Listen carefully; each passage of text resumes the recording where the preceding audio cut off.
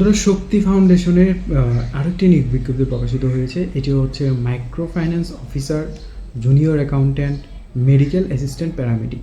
আপনারা যারা শক্তি ফাউন্ডেশন সম্পর্কে আমি অনেকগুলো আগে আমার চ্যানেলে আবেদন নিয়োগ বিজ্ঞপ্তির ভিডিও মেক করেছিলাম। তো এটি আরেকটি নিয়োগ বিজ্ঞপ্তি শক্তি ফাউন্ডেশন থেকে প্রকাশিত হয়েছে। আপনারা যারা শক্তি ফাউন্ডেশন ফর ডিসঅ্যাডভান্টেজ ওমেন এই প্রতিষ্ঠানে আবেদন করতে যাচ্ছেন, আপনারা চাইলে আবেদন করতে পারেন। এখানে বেতন ভাতা দিয়ে সম্পূর্ণ কিছু বিস্তারিত দেওয়া আছে। দেখুন, মাইক্রো ফাইন্যান্স অফিসার 22,500 টাকা ন্যূনতম, এবং হচ্ছে স্থায়ীকরণের পর 7,500। জুনিয়র অ্যাকাউন্ট্যান্ট এটি হচ্ছে 21,000 টাকা, স্থায়ীকরণের পর 26,000 টাকা, এবং মেডিকেল অফিসার 20,000 টাকা বেতন নির্ধারণ করা হয়েছে।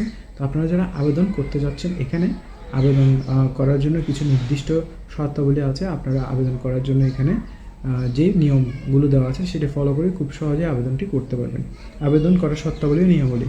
আগ্রহী যোগ্য প্রার্থীদের পূর্ণাঙ্গ জীবন বৃত্তান্ত শক্তি ফাউন্ডেশনের ওয়েবসাইটের কেরিয়ার পৃষ্ঠার মাধ্যমে আগামী 7 জুন তারিখের মধ্যে পাঠাতে হবে।